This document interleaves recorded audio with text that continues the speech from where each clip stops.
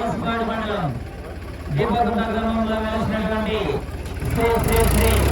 ఉన్నత మల్లికార్జున స్వామి మరియు వీరబ్రహ్మేంద్ర స్వామి తిరునాళ్ళ ఉత్సవాలను పురస్కరించుకుని ఈవేళ సీనియర్స్ విభాగంలో మొదటి బహుమతి సాధించిన వారు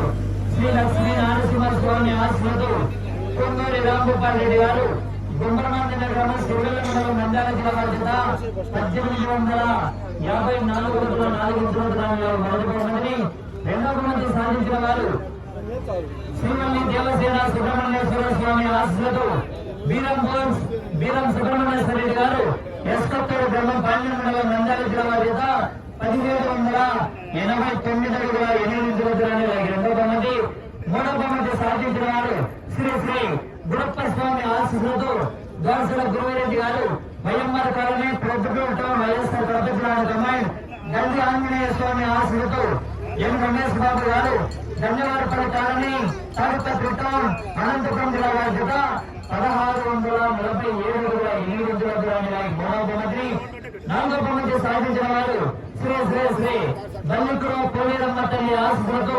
టీవీఎస్ఆర్ గోల్స్ పావులూరి వీరాస్వామి చౌదరి గారు బల్లికురం గ్రామం బల్లికురం మండలం బొప్పట్ల జిల్లా వారి చేత 1503 అడుగుల 7 ఇంచుల దూరాన్ని లాగి నాలుగవ బహుమతి సాధించడం జరిగింది. పోటీలో 6 జతలు పాల్గొన్నాయి. కరపత్రంలో 4 బహుమతులే ఉన్నాయి.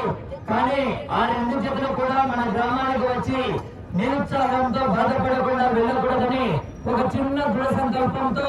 జతకు 5,000 రూపాయలు కూడా కన్సలేషన్ బహుమతి కూడా ఇవ్వడం జరిగింది. మన గ్రామానికి చేసినటువంటి ఎడజ యజమానులకు